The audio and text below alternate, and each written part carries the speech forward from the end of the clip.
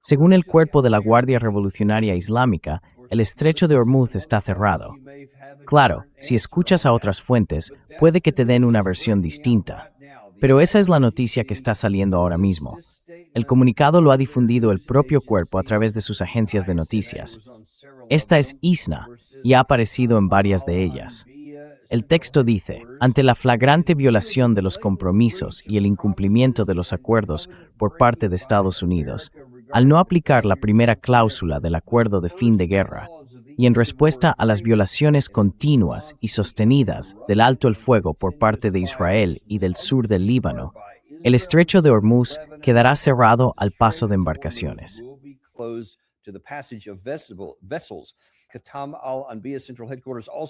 El cuartel general central de Qatam al-Anbiya también añadió que este es el primer paso en respuesta a la violación de las promesas por parte del enemigo, y que, si la agresión continúa, se planificarán los siguientes pasos para obligar al enemigo a cumplir con sus compromisos. Mira, esto es algo que me ha preocupado desde hace mucho tiempo, y lo han subrayado aquí. El punto número 1 de este memorando de entendimiento era que habría un alto el fuego en todos los frentes, e incluía expresamente al Líbano. Ahora bien, quizá recuerdes el alto el fuego inicial que entró en vigor después de los 40 días de combates, y creo que fue el 8 de abril, que también establecía que el alto el fuego se aplicaría al Líbano.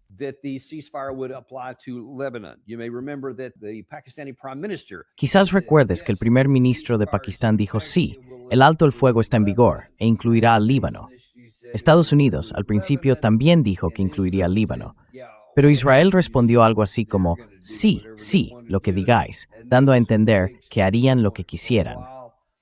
Y eso fue un gran punto de fricción durante un tiempo. Luego hubo una especie de cumplimiento, a regañadientes, pero cumplimiento al fin y al cabo.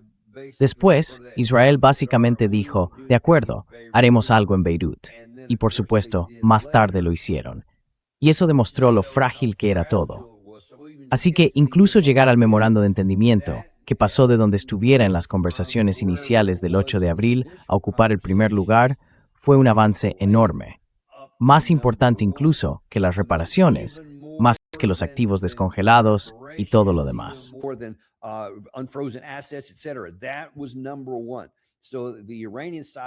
Ese fue el primer punto. Así que por parte iraní, está clarísimo que su máxima prioridad es poner fin a la guerra en todos los frentes. Creo que ellos ven esto como la muestra definitiva de su poder emergente. Y quieren decir, no estamos aquí solo por nosotros mismos. Queremos demostrar que tenemos capacidad de influencia, incluso sobre Israel. Creo que ese puede ser el asunto más importante para Irán en este momento. Quieren demostrar que tienen el poder de imponer su voluntad incluso a Israel, que hasta ahora se había considerado la potencia militar indiscutible de la región, por encima de todos, por encima de Irán, de Egipto, de Siria antes de su caída, e incluso en competencia con Turquía.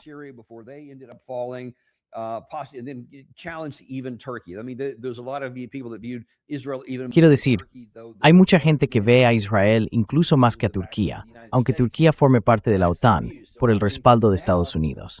Esa es la percepción. Así que creo que ahora tenemos el verdadero problema. Irán quiere mostrar su fuerza y demostrar que puede usar a Estados Unidos para obligar a Israel a cumplir en la región. Y si lo consiguen, sobre todo en este caso, eso enviará un mensaje bastante claro al resto de la región sobre quién es, en última instancia, el que manda. Si Estados Unidos hace lo que Irán pide y logra que Israel cumpla, eso solo ocurrirá porque Irán ha puesto ese objetivo como su prioridad número 1 y ha insistido en que se cumpla.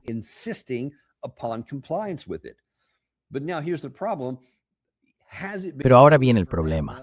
Se ha cerrado por ahora.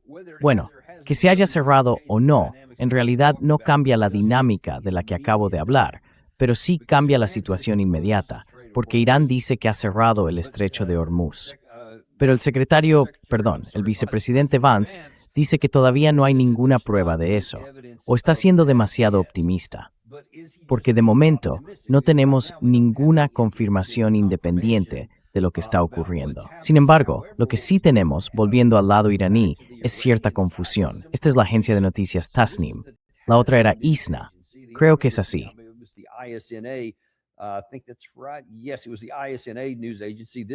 Sí, fue la agencia de noticias ISNA.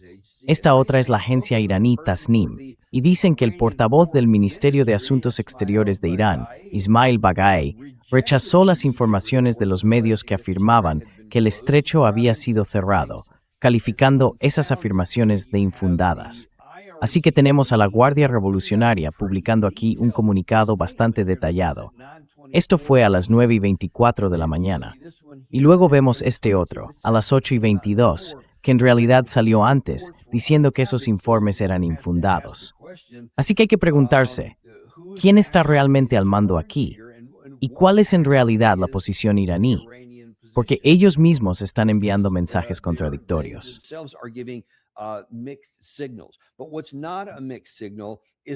Pero lo que no es una señal confusa es que el tema sigue siendo prioritario, sigue estando en primer plano, y sin eso no va a haber un acuerdo a largo plazo. Así que la pregunta es, ¿qué va a pasar dentro de Israel y del Líbano? Y esta es la noticia de esta mañana. A pesar de la tregua, esto lo informa el Times of Israel, según los medios. A pesar de la tregua, las fuerzas de defensa de Israel atacan el Líbano tras repetidos ataques de Hezbollah. Al menos 27 muertos. Información importante. Israel, según la versión israelí, llevó a cabo una serie de bombardeos en el sur y el este del Líbano durante la noche y hasta la mañana del sábado.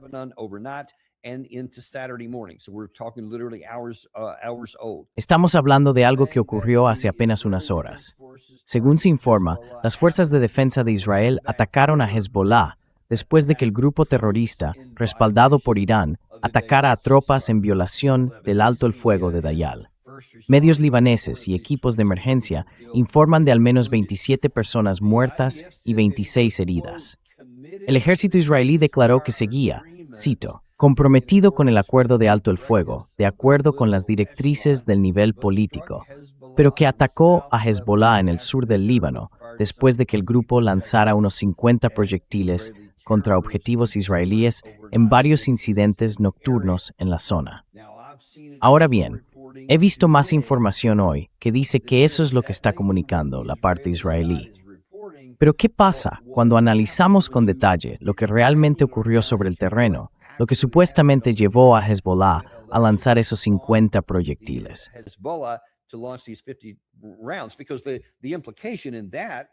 Porque la implicación de eso es que, bueno, Israel simplemente se ha defendido. Quiero decir, ¿qué otra cosa iban a hacer? Si Hezbollah lanza 50 proyectiles, no se van a quedar de brazos cruzados, claro. Pero luego, cuando miras lo que pasa sobre el terreno, según la información que obtuve más temprano hoy, el lado israelí estaba avanzando en ciertas zonas. Y cuando entraron en áreas donde antes no estaban, hubo una respuesta por parte de Hezbollah, y fue entonces cuando lanzaron esos cohetes. Así que Israel dice, bueno, nosotros no estábamos disparando, solo nos estábamos moviendo hacia otras zonas, y entonces, en violación del alto el fuego, ellos dispararon. Y claro, nosotros respondimos. Y se vio que no solo respondieron contra quienes lanzaban los cohetes, sino que también dispararon hacia el sur y el este del Líbano.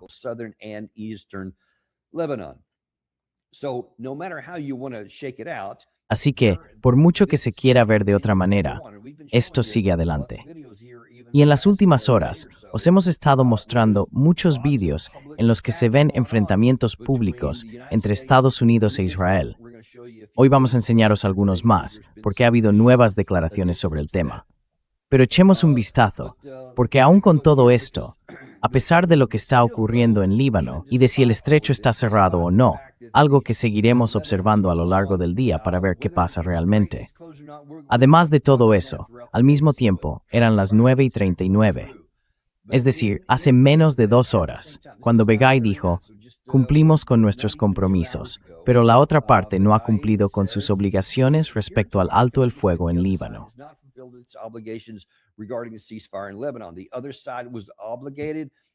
La otra parte estaba obligada a hacer que Israel respetara el alto el fuego, pero no ha tomado esa medida.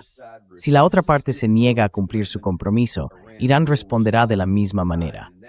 Y ahí está el punto de coincidencia. Déjame mostrarte este comunicado original de la Guardia Revolucionaria. Fíjate en la parte inferior.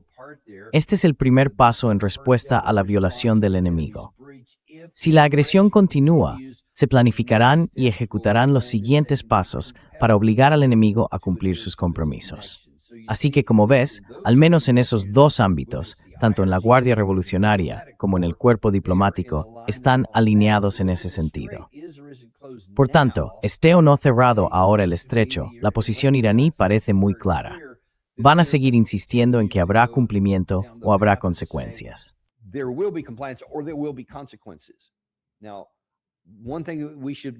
Ahora, una cosa que deberíamos tener en cuenta sobre el lado iraní es que no suelen hacer muchas amenazas vacías. Alguna que otra, sí, pero son muchas más las veces que han dicho, esto es lo que vamos a hacer si esto no ocurre, o si aquello pasa, así responderemos. Y lo han hecho. Así que si hay gente que piensa, no lo dicen en serio, solo quieren mantener el estrecho abierto porque quieren que se levante el bloqueo para poder sacar sus barcos, conseguir su dinero y volver a vender su petróleo en el mercado internacional. Bueno, si seguimos por ese camino, creo que están interpretando mal la situación. Porque como llevamos tiempo diciéndoles, hoy mismo estamos viendo más pruebas de ello.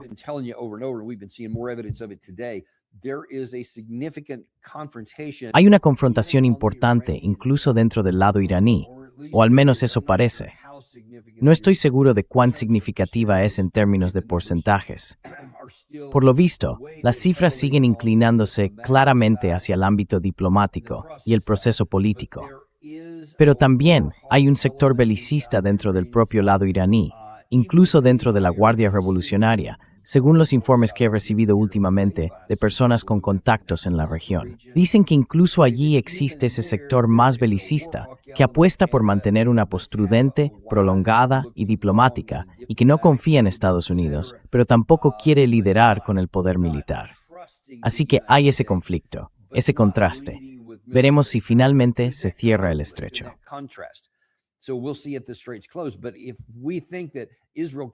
Pero si pensamos que Israel puede seguir luchando indefinidamente y decir siempre, bueno, fue Hezbollah quien hizo esto y que nunca habrá consecuencias, creo que eso es prepararse para un fracaso.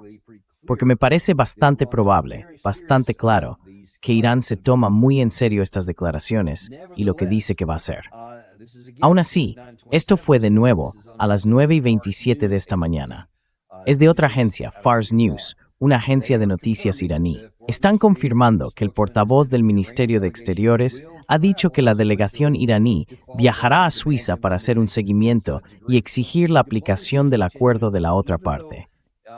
Así que la diplomacia sigue en marcha, aunque Israel continúe combatiendo, y aunque Netanyahu y su gabinete sigan resistiéndose a las presiones del presidente Trump. Como se puede ver, las negociaciones van a seguir adelante.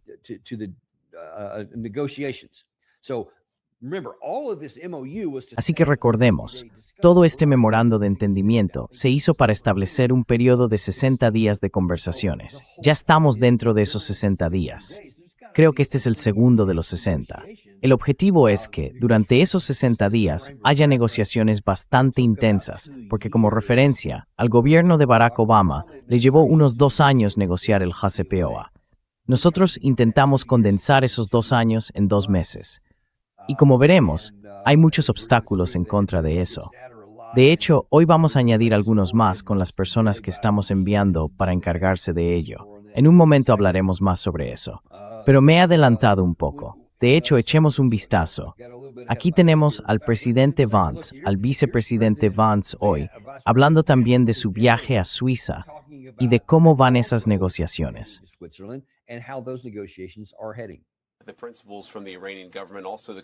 Los representantes del gobierno iraní y también de los gobiernos de Qatar y Pakistán están llegando. Eso podría ocurrir tan pronto como mañana, aunque ya sabéis que estas cosas siempre están un poco en el aire. Jared y Steve llevan unas horas sobre el terreno ocupándose de algunos aspectos técnicos de esta negociación. Como sabéis, una de las prioridades que el presidente nos ha marcado es abrir los estrechos. Y eso ya ha ocurrido. Ayer conseguimos sacar 16 millones de barriles de petróleo del estrecho de Hormuz. Es un récord. incluso comparado con los niveles anteriores al inicio del conflicto.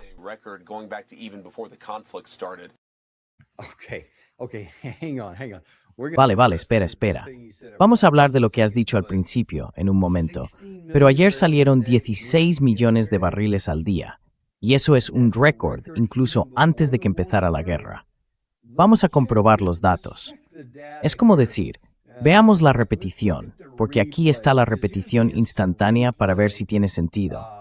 Esto viene del seguimiento del estrecho de Hormuz. Irán dijo el sábado que cerraba el estrecho por lo que describió como violaciones del alto el fuego entre Estados Unidos e Irán. En la primera cláusula del acuerdo entre ambos, se establecía que el tráfico comercial en el estrecho se reanudaría de inmediato, en un plazo máximo de 12 horas. Los buques cruzaron el paso el viernes, es decir, ayer.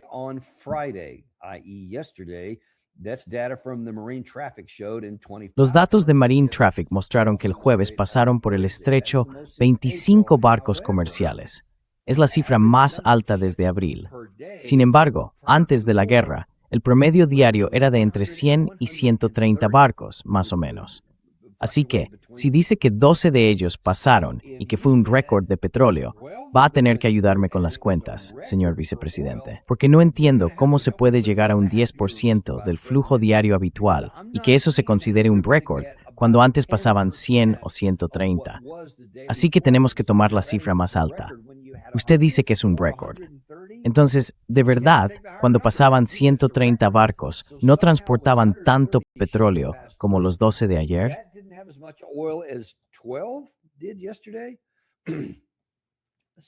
Vamos a dejarlo en que fue una exageración. Pero madre mía, vayamos a lo que dijo antes. Dijo que va a ir a Suiza en los próximos días para poder hacer unas negociaciones. Pero ¿quién está allí ahora mismo? Jared Kushner y Steve Witkoff. En serio, con todo lo que hace falta para que unas negociaciones de este tipo salgan bien. Recordemos la primera vez que Estados Unidos e Irán se reunieron en esta guerra. La delegación iraní tenía un grupo enorme, diría que unas 80 personas, todo tipo de expertos y técnicos, diplomáticos de todas las áreas y especialidades, y así sucesivamente. Gente capaz de hacer el trabajo duro, de negociar, de definir los detalles de lo que se puede acordar y de lo que no.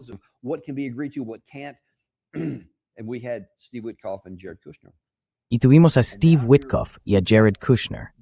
Y ahora tenemos aquí al hombre que está liderando esto, que va a liderarlo, el vicepresidente Vance. Tiene algo más que decir sobre eso en un momento, pero vamos a detenernos aquí un segundo.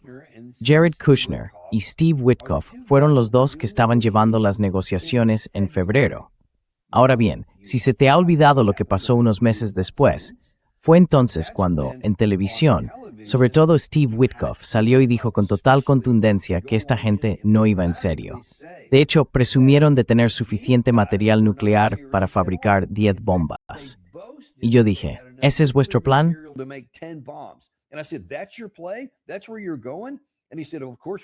Ahí es a donde vas. Y él dijo, por supuesto que no podemos. Y luego añadió que estaban más o menos a una semana o 10 días de tener una bomba nuclear. Eso fue lo que dijo, una bomba nuclear.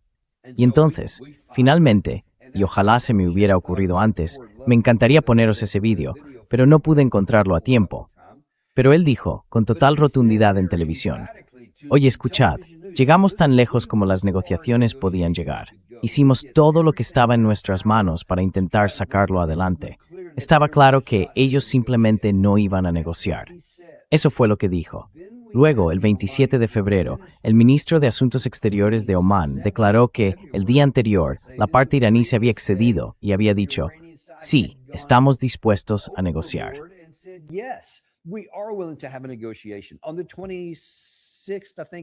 El día 26, creo que también salió una noticia en CNN. Y en ese momento Abbas Araghchi decía que era el mejor acuerdo de negociación que habían tenido hasta entonces, que las cosas iban muy bien, que estaban a punto de llegar a un acuerdo. Y luego el ministro de Asuntos Exteriores de Omán dijo que sí, que de hecho había un acuerdo por el cual tendrían un nivel de enriquecimiento cero. Cero enriquecimiento. Una garantía de que no iban a tener un arma nuclear. Y que incluso el material reprocesado podría ir más tiempo hasta llegar a cero. Así que no habría material reprocesado, ni tampoco reprocesamiento.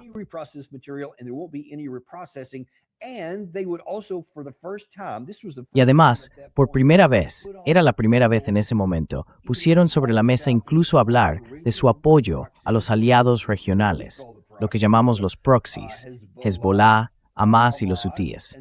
Pusieron ese apoyo sobre la mesa y también los misiles de largo alcance, que al menos dijeron que iban a discutir. Era literalmente una oportunidad de oro. La tiramos a la basura y seguimos adelante. Y luego apareció Witkoff mintiendo a todo el mundo delante de las cámaras, diciendo lo mala que había sido. Mientras que por el lado iraní y el omaní, los intermediarios decían que había sido lo mejor que habíamos conseguido hasta ese momento. Y después fuimos a la guerra.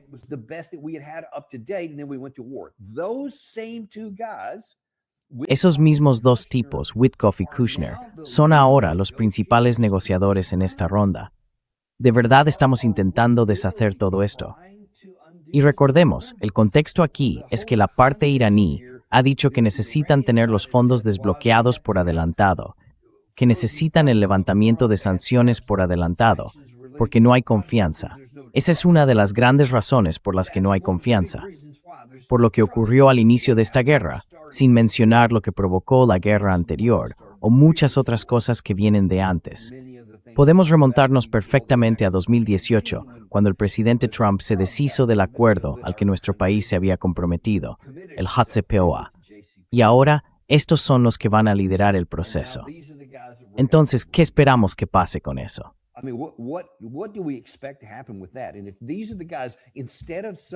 Y si estas son las personas, en lugar de alguien que sea experto en diplomacia, experto en asuntos iraníes, que entienda la cultura del lado iraní, que conozca a fondo su historia y todo lo demás, que sepa cómo tratar con ellos y qué lenguaje usar para que comprendan bien lo que se les dice.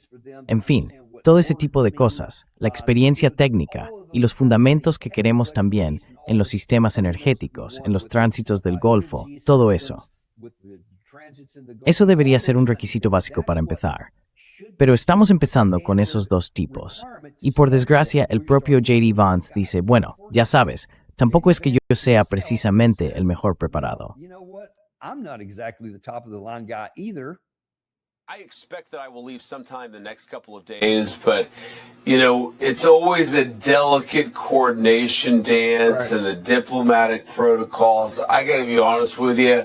I don't really understand these things. I've never been particularly into diplomatic protocols. My attitude is let's get on the ground and actually fix these problems. But they want to do a delicate dance, the Qataris and the Pakistanis. Así que intento ser respetuoso. Después de mi posición, durante el último año y medio, de repente tengo que preocuparme por los protocolos diplomáticos. I have to care about diplomatic protocols all of a sudden. De repente, tengo que preocuparme por esto. Mira, estás enviando a dos tipos con un historial reciente de diplomacia desastrosa, de mentir descaradamente ante las cámaras. Y créeme, nadie sabe mejor cuánto mintieron que sus propios interlocutores en esas mismas negociaciones. Y ahora mandas a esos mismos tipos otra vez. Si ni siquiera había confianza entre los países, ¿cómo crees que van a negociar algo? Mira, la parte iraní está ahí, saben quién viene, así que van a hablar con ellos, quieran o no. Pero hombre, míralo desde nuestro punto de vista. Estás enviando a dos tipos que no tienen ni idea de todos esos detalles de los que acabo de hablar.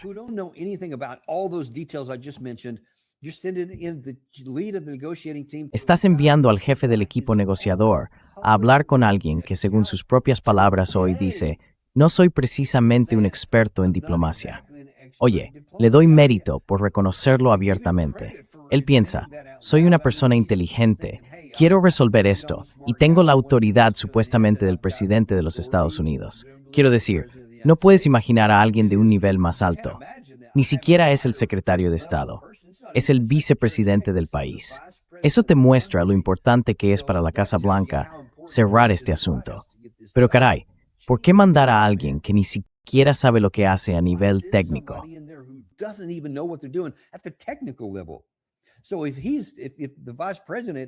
Así que, si el vicepresidente carece de experiencia personal y, desde luego, de conocimiento, formación o cualquier otra cosa relacionada con este tipo de negociaciones de alto nivel, ¿por qué no rodearlo al menos de muchos otros expertos? Expertos de alto rango, gente con décadas de experiencia.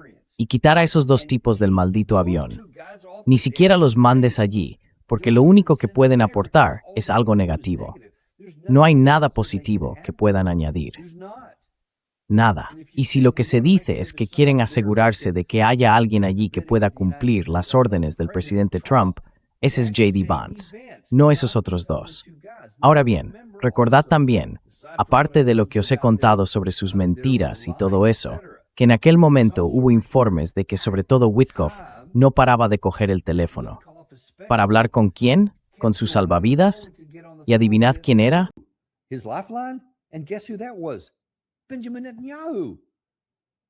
Benjamin Netanyahu.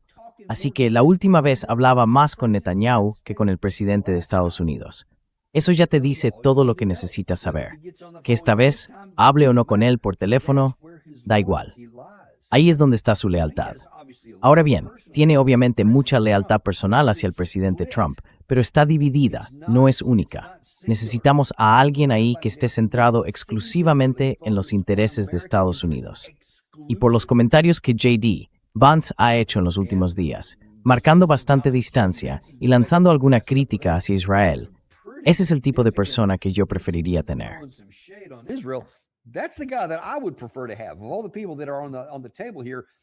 De todas las personas que están sobre la mesa aquí, y ahí incluiría al secretario de Estado Rubio, desde luego, mejor que no se suba al avión, porque sus lealtades también están bastante divididas. Pero J.D. Vance sí parece ser de los que ponen a Estados Unidos primero, y ese es el tipo que queremos para esto. Ahora bien, los otros dos, eso va a traer problemas serios. Así que no estoy precisamente conteniendo la respiración esperando que las cosas salgan bien aquí en Suiza, al menos no en esta primera ronda. Habrá que ver cómo evoluciona, porque la parte iraní va a hablar con él. Pero lo más probable es que eso empeore nuestra posición negociadora, por culpa de estos tipos y de los antecedentes que tenemos.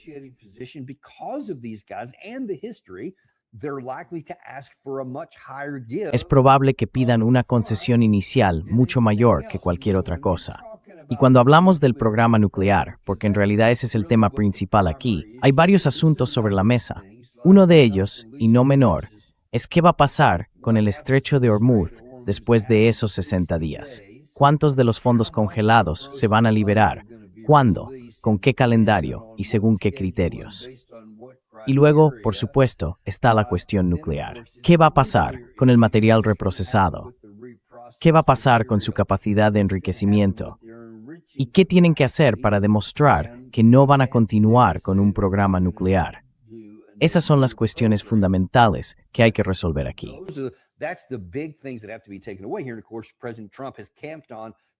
Y por supuesto, el presidente Trump ha hecho campaña diciendo que ellos nunca tendrán un arma nuclear en todo esto. Ahora bien, esto nos remonta a cuando teníamos un acuerdo que sí limitaba su programa nuclear, que incluía una declaración en la que se comprometían a no producir ni buscar un arma nuclear. Puede que te suene, se llamaba el JCPOA. Y de hecho, ese es un tema sobre el que el presidente Trump tiene aquí una línea de ataque distinta ante el público estadounidense para intentar convencerles de que sea lo que sea que esté haciendo ahora o lo que vayan a hacer estos tipos en Suiza, oye, es muchísimo mejor que el JCPOA. Ya te lo he comentado muchas veces, pero ayer en una entrevista con Axios, el presidente Trump volvió a sacar el tema.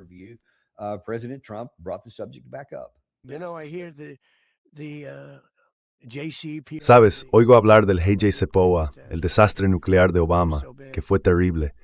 Cuando Obama se fue, no atacó su ejército, no dañó su marina ni destruyó su fuerza aérea. Yo destruí su fuerza aérea, destruí sus sistemas antiaéreos, por eso volábamos allí sin ningún impedimento. Quitamos todo el sigilo. No podían hacer absolutamente nada. Él no hizo nada de eso, no eliminó a su liderazgo. Yo lo hice 2 veces y media para ser exactos. Él no hizo nada contra Soleimani. Yo maté a Eni. Y maté al ayatollah, a varios adscargos de la Guardia Brutieri. El hombre entrante sería el otro ayatollah. And I sadly hurt the other Ayatollah. Okay. We're going to talk about the brag. Vale, vamos a hablar en un momento de eso de presumir de haber matado gente, pero primero veamos los aspectos prácticos. Una vez más, él dice, destruí su armada. Y como siempre que lo menciona, aclaramos los hechos. No, no lo hiciste. Volaste muchos barcos antiguos, los clásicos buques de superficie que tenían, la mayoría amarrados en los puertos, ni siquiera participaron en esta guerra. Sí, destruiste 158 de ellos, eso es cierto, pero son las miles de lanchas rápidas y las embarcaciones de ataque ligero las que realmente pueden influir en el tráfico marítimo. Los misiles que pueden lanzar desde ellas, los torpedos, nada de eso, o casi nada, ha sido dañado. Solo unos pocos fueron alcanzados. Probablemente todavía haya miles en su inventario. Así que no hiciste eso.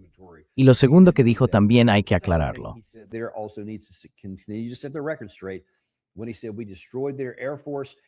Cuando él dijo que habíamos destruido su fuerza aérea y su capacidad de defensa aérea, solo hay que mirar este gráfico y preguntarse, perdona, ¿qué es exactamente lo que destruisteis?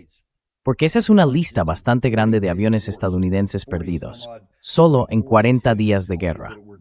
Son 40 y pico, creo que 42 en total, dañados o destruidos por un país que supuestamente no tenía defensa aérea ni ofensiva aérea. Y quizá hayas visto que esta semana ha salido una especie de documental del lado iraní, donde contaban que algunos de esos viejos cazas, creo que eran F-4 de los años 70, volaban a unos 15 metros del suelo.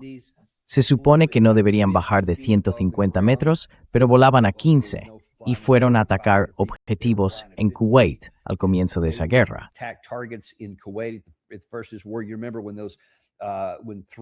¿Recuerdas cuando derribaron a 3 pilotos estadounidenses y luego dijeron, bueno, fue fuego amigo, que había sido desde Kuwait? Que dispararon por accidente porque al parecer, como esos cazas iraníes estaban causando tanto daño en tierra al comienzo del conflicto, el lado kuwaití vio nuestros aviones en el aire y pensó que eran iraníes y los derribaron.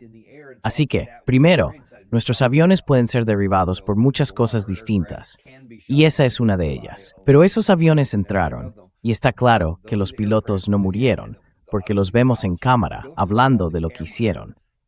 Solo esos dos hechos ya muestran cómo se exagera nuestra capacidad y cómo se intenta minimizar la del otro lado.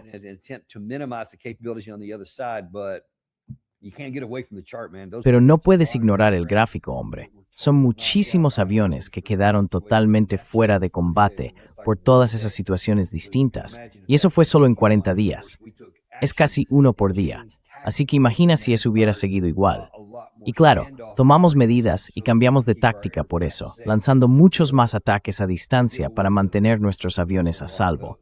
Aún así, perdimos muchos de ellos. Pero vayamos al otro tema del que habla el presidente Trump, porque está literalmente presumiendo de haber matado a toda esa gente. Y además está menospreciando al presidente Obama, porque según él, no mató a nadie en Irán. Dice que fue un gran error por su parte. Yo sí lo hice, porque soy más duro, viene a decir. Pero escúchenme bien, todo esto tiene un precio.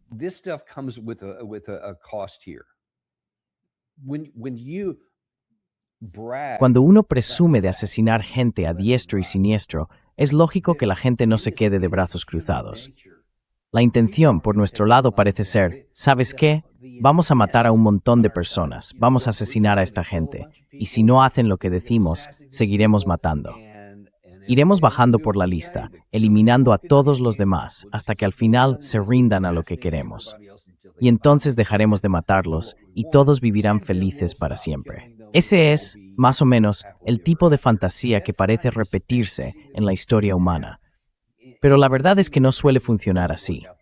Quizá recuerdes, hace 2 o 3 semanas, creo que fue, que hubo algunas noticias diciendo que la hija del presidente, Ivanka Trump, supuestamente había sido objetivo de un intento de asesinato por parte de los iraníes.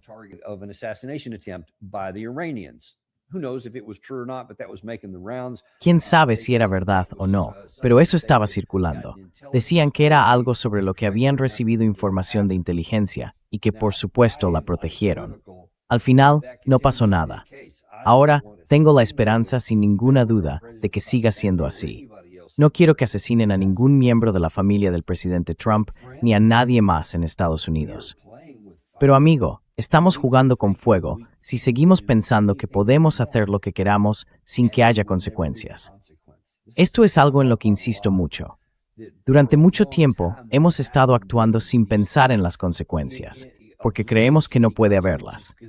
Y en gran medida, durante décadas, desde el final de la Guerra Fría, no las ha habido.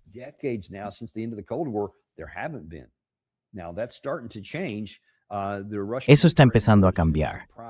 La guerra entre Rusia y Ucrania es un claro ejemplo de cómo las consecuencias empiezan a hacerse notar, y ahora la gente está empezando a reaccionar. Pero este caso tiene lo suyo, y me preocupa que si seguimos recurriendo al asesinato como herramienta de política, sin pestañear y sin preocuparnos ni por la moral ni por la legalidad, llegará un momento en que será inevitable que alguien que haya sido víctima de esos asesinatos, o sus familiares, o incluso sus países, acaben tomando represalias. Porque recordemos que cuando presumió en ese video de haber asesinado a su líder supremo, no fue solo al líder supremo a quien mató, mató también a su esposa.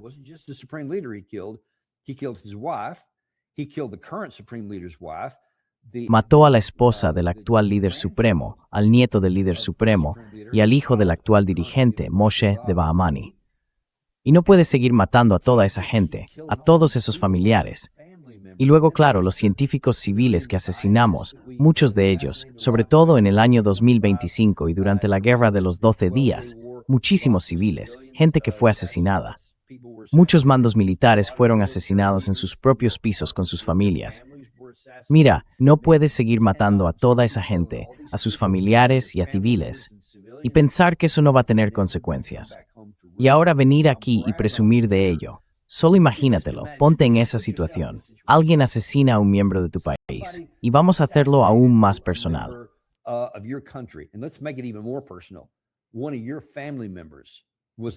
Uno de los miembros de tu familia fue alcanzado, y algunos de los suyos murieron en el fuego cruzado o por el misil que cayó y los mató. Así que parte de tu familia, niños, esposas, fue asesinada por esa otra potencia extranjera. Sé sincero, ¿cómo te sentirías con eso? ¿Te parecería bien? ¿Dirías algo como, bueno, es parte de la guerra, es una parte desagradable, pero así es la vida? ¿Dirías que es lo que toca y que no vas a hacer nada al respecto? ¿O estarías apretando los dientes diciendo, quiero justicia, quiero venganza?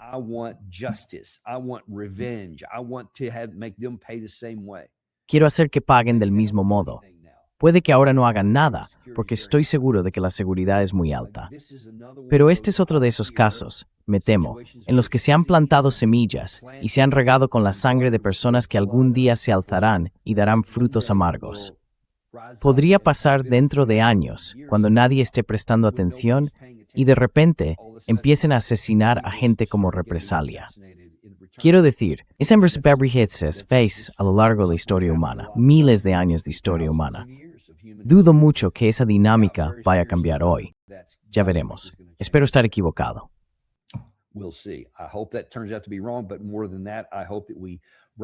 Pero más allá de eso, espero que seamos capaces de reconocer lo absurdo, lo inútil y lo inmoral de seguir por este camino, y que lo detengamos de inmediato para no seguir sembrando más semillas para el futuro. Ahora, volviendo al acuerdo nuclear, Gary, si puedes volver a ponerlo. Esta es la posición del presidente Trump hoy respecto al JCPOA, y sigue hablando de ello.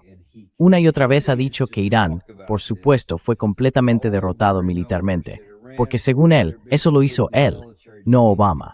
Pero Obama, dice, se limitó a darles miles de millones en efectivo y nunca utilizó nuestro ejército, que entonces estaba debilitado, para hacer lo que había que hacer y frenar al principal patrocinador del terrorismo en el mundo, Irán.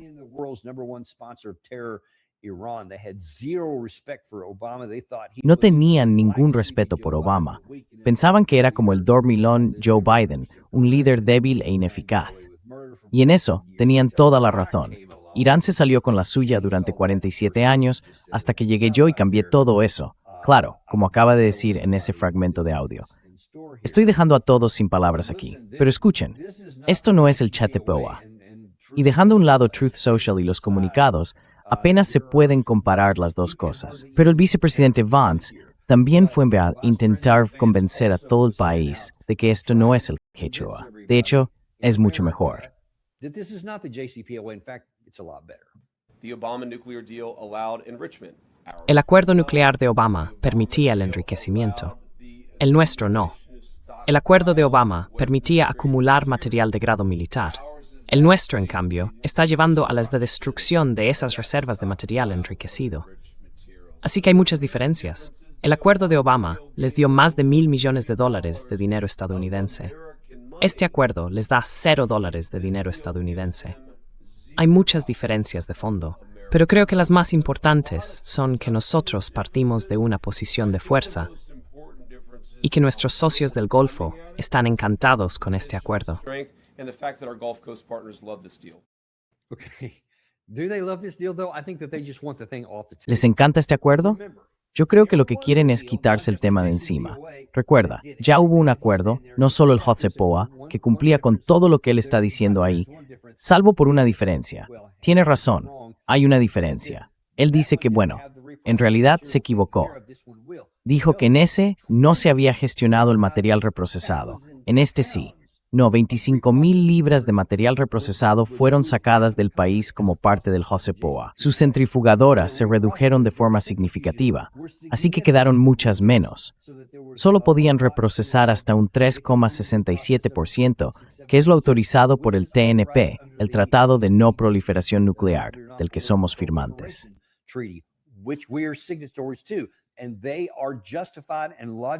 Y están en su derecho, y legalmente pueden hacerlo, porque firmaron ese maldito tratado.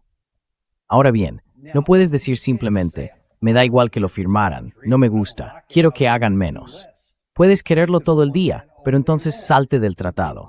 Lo que no puedes hacer es firmar un tratado que dice que respetarás esas condiciones, igual que todos los demás que lo firmaron, y luego volver más tarde y decir, bah, olvídalo.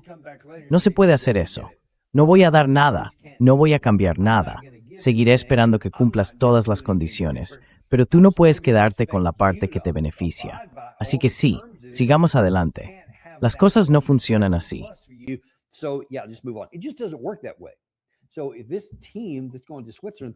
Así que, si este equipo que va a Suiza piensa que va a conseguir algo así, casi seguro que no habrá ningún acuerdo. De hecho, te lo digo claramente, las posibilidades de llegar a un acuerdo nuclear que sea siquiera tan bueno como el que estaba sobre la mesa el 26 de febrero, y ni hablar del que se alcanzó con el presidente Obama, me parecen una fantasía. No lo veo posible. No tenemos la capacidad de presión necesaria para forzarlo. En aquel momento, el presidente Obama sí tenía esa ventaja con las sanciones. Y escúchame bien, porque esto es un punto importante que hay que entender.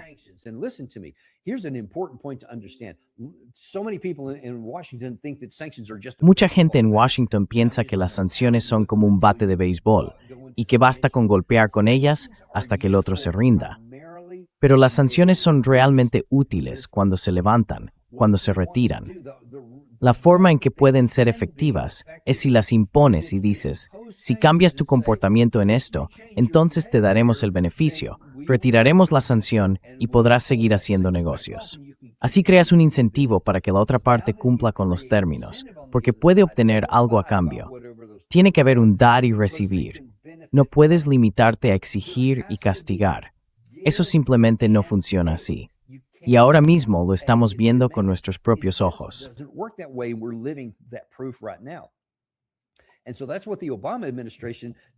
Y eso fue lo que hizo la administración de Obama.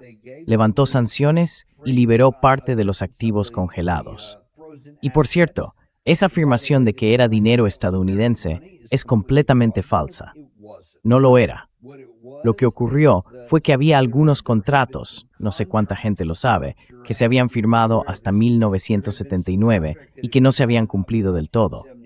Pero por la guerra y por las sanciones que impuso Carter, todo eso quedó congelado. Así que lo que hizo Obama fue decir, vamos a liberar, creo que la cifra era de $400 millones, de dinero iraní que les correspondía. Y lo liberaron.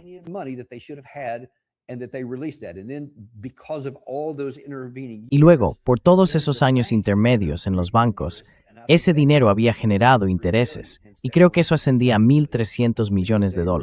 De ahí los 1.700 millones que también se liberaron. Eran intereses iraníes acumulados a partir de dinero iraní. Nunca fue nuestro dinero.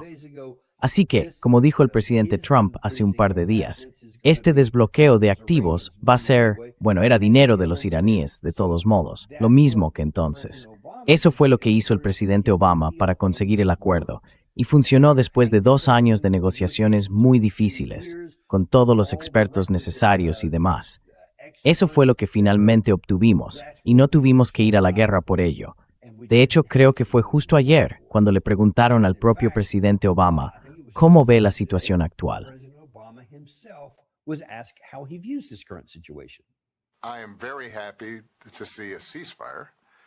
Me alegra mucho ver que hay un alto el fuego y tengo la esperanza de que se mantenga.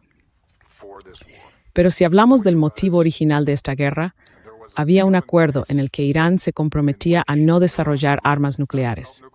Esta administración, o una versión anterior de ella, se retiró de ese acuerdo, lo que llevó a Irán a aumentar su capacidad nuclear. Ahora hemos librado una guerra, gastado miles y miles de millones de dólares y sometido a nuestras Fuerzas Armadas a una enorme presión. Mucha gente ha muerto. Y da la sensación de que estamos otra vez en el mismo punto en el que estábamos antes de empezar la guerra, quizá incluso un poco peor.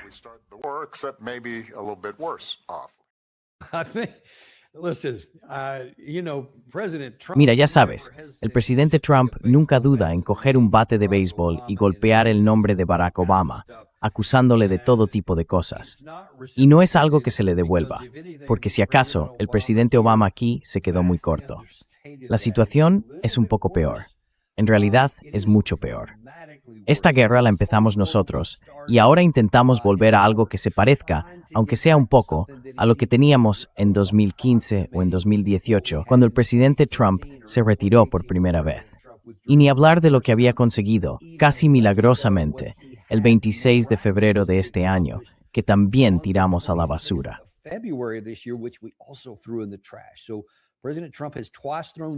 El presidente Trump ha tirado por la borda 2 veces acuerdos que le habrían dado un enorme éxito. Habrían ayudado a que llegáramos a un punto en el que pudiéramos normalizar las relaciones con Irán, lo que habría protegido nuestros intereses, los intereses de Israel y habría beneficiado a toda la región. En lugar de eso, elegimos la guerra. Y ahora estamos un poco peor, señor Obama. 3 estadounidenses han muerto, hay 400 heridos, más de 40 aviones de Neil destruidos, más de 1,000 destruidas y en su mayoría ya abandonadas. Y todo esto nos ha costado, hasta ahora, más de $100 millones.